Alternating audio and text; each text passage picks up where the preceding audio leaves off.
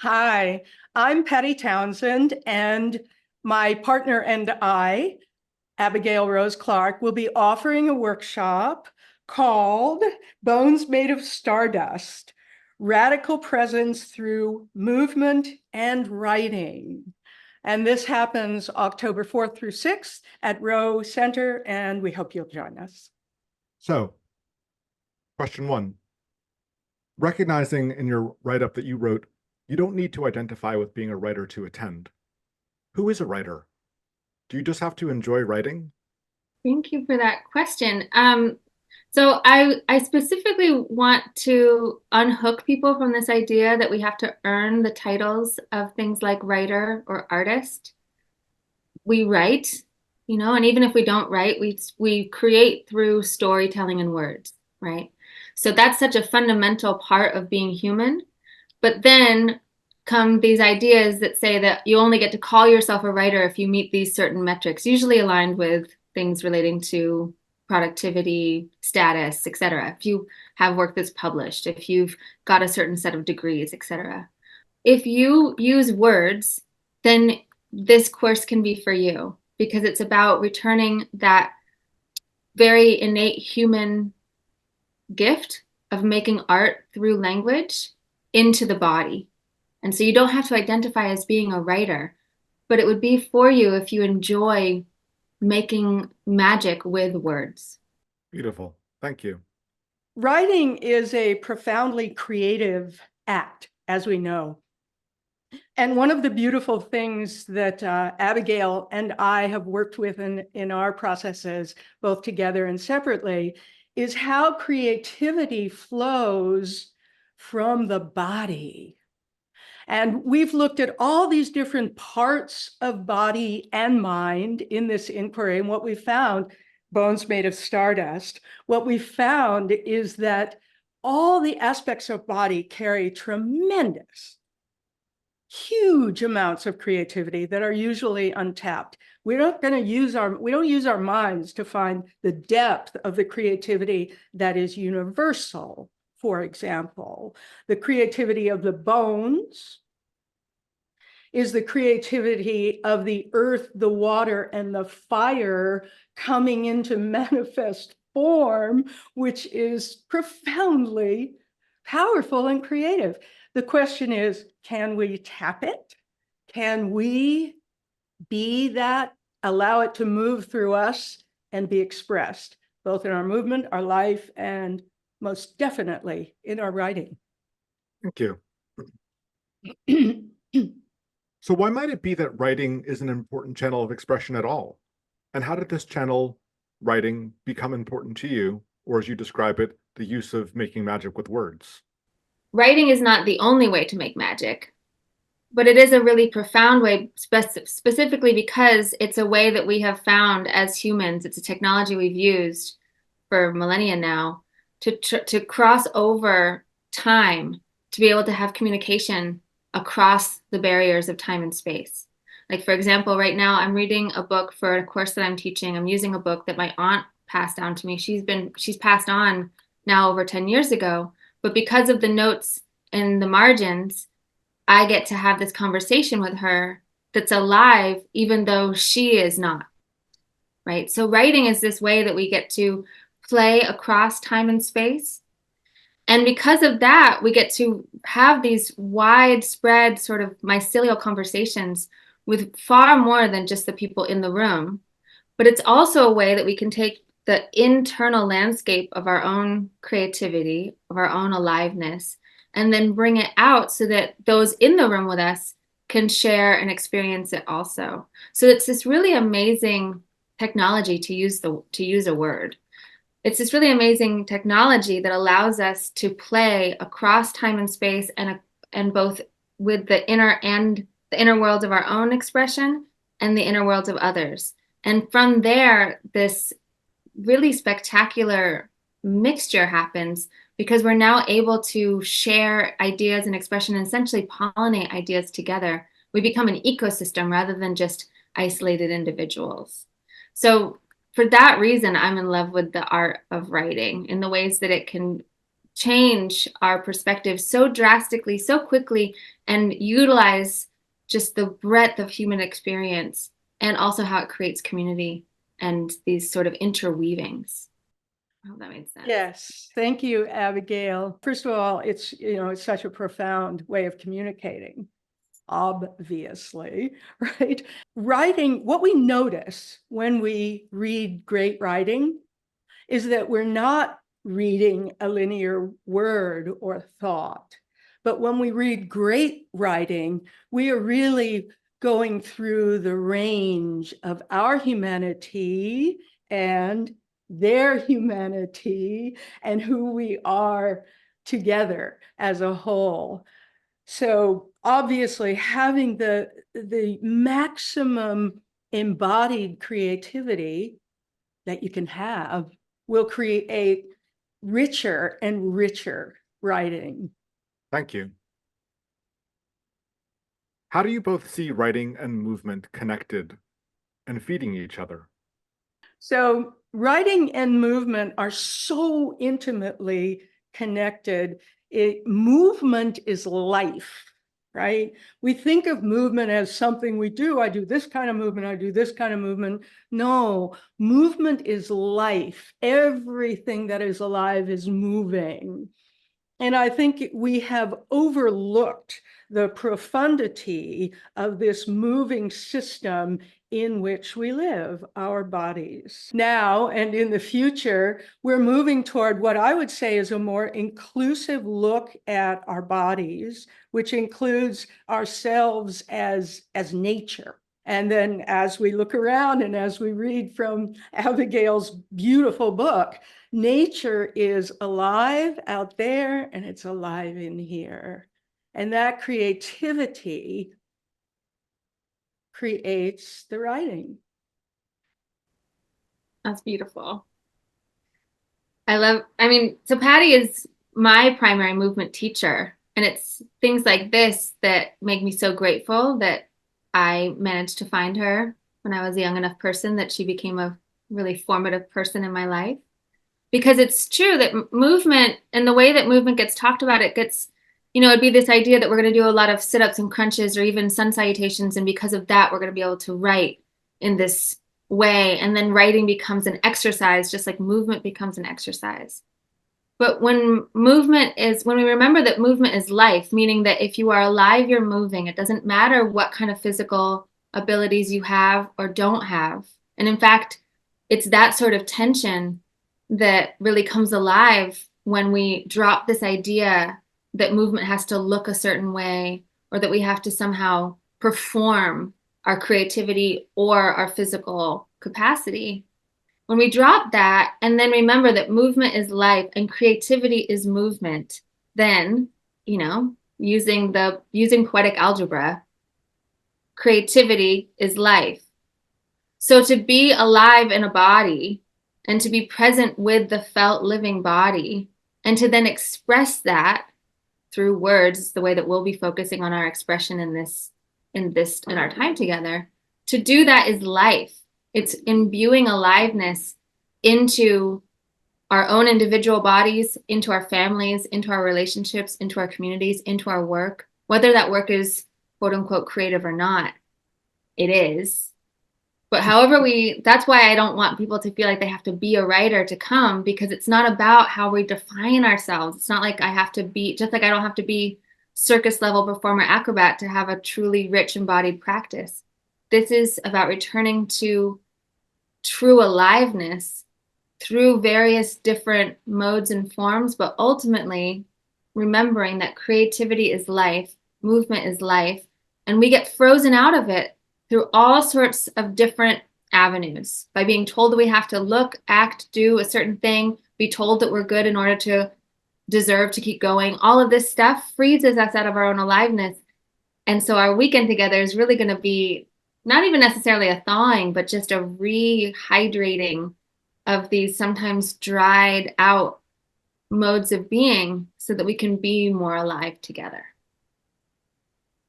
Thank you so much.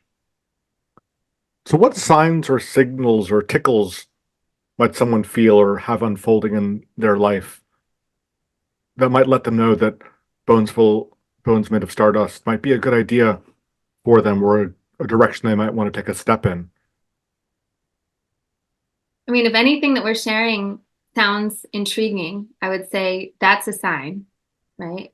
If you wish that you could call yourself a writer, but always feel like you don't quite deserve it, that's a sign.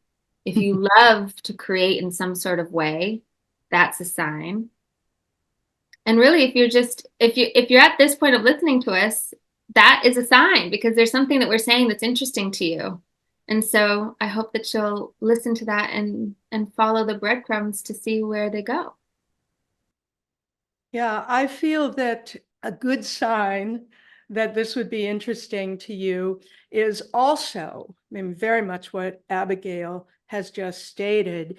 And if we are interested in slightly shifting our perspective from being, oh, it's all about me, and now I have to learn to write, and I'm not a good writer, but to shift our perspective to the nature of who we actually are, we become very much more freed to express. And of course, that applies in writing as well. So, what do you understand radical presence to mean? Since you use it in the title of the event that you want to present, what do you understand radical presence to mean? And what or who else might be living in the ecology of this radical presence? We all live in an ecology of radical presence. That's the nature of who we are. It's already there. However, problem is we don't notice it. So these processes of writing and digging into our deep psyches and bodies, and this process of moving from the perspective of being nature, right, takes us out of this ongoing kind of egoic, uh-oh, it's all about me situation, into the realization that it is all about all of us. And we can experience that directly. So for me, the body is radical presence, like Patty's saying. The mind, when the mind is left to its sort of trained, ingrained devices, the mind likes to think about how other people are perceiving us, right? How other people perceive the body, and also our creative work. But to be really present in the body, whether that's as we're moving in a movement practice or moving through creatively writing, to be truly present in the body is to be fully alive and in the body, rather than thinking about how it is that I'm perceiving and how it is that I'm being perceived. When we write like that, then writing becomes not just a way that we express ourselves outwardly, it becomes a way of really discovering who we are, what we're feeling, what we're thinking. Writing is thinking. And then through that sort of archaeological excavation process, treasures come through. So to be in radical presence, to be truly present with both my body and the whole of the natural world, which includes this physical built world, right? Because it's built from nature. But especially once I go outside into the mossy woods, to be fully radically present is to be here, is to be where I am, where life is happening. And writing then becomes this way of letting that experience take a different kind of form, a different kind of shape. Thank you. You're so beautiful. I love hearing both of you together. One of the biggest traps in our culture is this aspiration to improve. All right. We have an aspiration to be something different than we are. This is everywhere, you know. It's fine to aspire, but what are you aspiring to? Please don't aspire to be better than you are, because you are awesomely good as you are. And that means all you have to do is pay attention to it. And this is real. This is not some spiritual nonsense. This is right here in our bodies, lively cells, awake, alive, self-aware, just brimming with creativity and intelligence. All we have to do is pay attention to that, aspire to that. And further, you do not need to have any movement ability whatsoever to do this. If you're alive, you've got cells. You don't need doing this whole yoga posture thing, that I did and many people do and continue to do is fun, but it is not the road to awareness. And what Abigail and I are working on together is coming into the body as the way to deepening awareness. No need to be perfect. No need to even be good, just to be. Thank you. Patty, you just answered the next question, which I'll give now Abigail a chance to speak to. But so thank you. The phrase you wrote in your introduction to this course is the body you have. And it was striking to me because it seems that seems to say that there isn't an aspirational body to try to get to or a past version of yourself that you're trying to recall or reclaim. Is this accurate?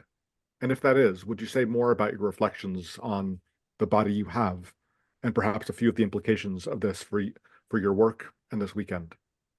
So if we can drop out of this constant story of improvement, I actually have to prove my goodness by proving that I'm continually trying to get better is sort of an undercurrent storyline of our culture. I'm really only good as long as I'm actively showing that I'm working at getting better, right? And when we drop that, just in dropping that, suddenly there's this softening and this deepening that happens where we're here. I'm right here.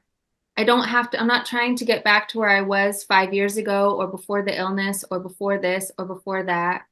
I'm not trying to get down there when it's like, when I've lost the weight, when I've done this, when I've done that. When I drop out of those stories and I come into this moment with the body that I have, even a body that has pain, that is challenging me, that is injured, that is frustrating, that is aging, that is doing all these things that makes life uncomfortable. Because that's the other part of the story that we have to drop is this idea that somehow we're going to magically purify ourselves to a degree that I don't suffer anymore, right? I won't have any pain. I won't have any intrusive thoughts. I won't have any this. I won't age. I'll just be this perfect. I'll be perfect once I do whatever it is that I need to do. Once we drop that and come into the body in all of its lumpy, bumpy, painful, at times imperfection, by coming into it, now we're where life is actually happening, which is where the magic and the creativity really lives. Instead of constantly striving, which, because we're going to be talking about words, that word right there, striving, there's a hardness to it. There's this like tension and reaching to it rather than being in soft, grounded presence, which sometimes means that we have to go through a grief process that our bodies are bodies, right? Bodies are bodies, and they sometimes get sick, get injured, get old, hurt. They sometimes just can't do things that we expect them to be able to do. But in letting go of this idea that that's not the way it should be, we're able to actually be here where life is happening, where the richness of life is happening. So because in the movement spaces, which Patty's been in the movement space for as long as I've been alive. I've been in the movement space for half of my life. So we've got a lot of time in this world that is constantly telling us that we're supposed to somehow get better, do better, look, and it's often about looking better and also then feeling better, right?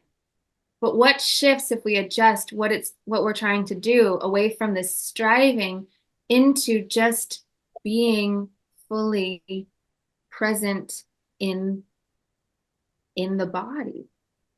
And you can't aspire, the aspiration has to come in different sorts of forms and flavors, because you can't be aspiring towards something and be fully present here. Inspiration, aspiration, those are great. We need those too, because we do actually have to get up and do stuff. But if we're doing that as a reflexive, almost like defensive action, because I don't want to actually feel where I am, then I'm never actually here. Rather than if I can be fully here and then let the aspiration come from the embodied place, it'll literally change your life if you let it, right? It'll change at the very cellular molecular structure how it feels to be in the body. And it won't always be nice and easy, but it'll be beautiful. But to get there, one of the things you got to do is just drop this idea that somehow there's a perfect body out there that I either had or can have. And you just come in the body that we are. What a prayer to inhabit the life that you've been granted, as opposed to praying for some other life. What is it about Rowe and your understanding of Rowe that made it seem like it was a good idea to bring your skills and your work and your labor and your insights here for a few days? Well, as someone who grew up in the hill towns of Western Massachusetts, Rowe has always been this sort of hallmark of deep presence. And to be able to be in a beautiful natural setting and be able to enjoy and experience this sort of way of being in such a beautiful and long-standing tradition of deep presence just feels like a match made in heaven. So I'm very excited and honored to be able to come to Rowe with this. I don't know very much about Rowe. I do know that when I moved to Western Massachusetts, like 25 years ago, my very first friend told me about Rowe, and I knew I wanted to go there. And I never did. And then, I don't know, a few months ago, Abigail asked me, do you want to do a workshop with me at Rowe? And I thought, yeah, obviously. Obviously, I want to do that. Before we stop, I do want to say one more thing that I don't think we've used the word process yet just now. And I think it's important to remember that writing is process, movement is process, life is process. We spoke about radical presence, for example. Radical presence is not a space. Radical presence is a process. And it's the process that is willing to contain whatever is arising in each space without gripping it, right? It's the process of moving through what is. My name is Abigail Rose Clarke, and together with Patty Townsend, we will be teaching Bones Made of Stardust, Radical Presence Through Movement and Writing at Rowe Center, October 4th through 6th, 2024. Beautiful. Thank you so much, Abigail Rose Clarke, my old friend, and Patty Townsend. It's so nice to meet you, and all willing, I'll be there the same weekend that you are.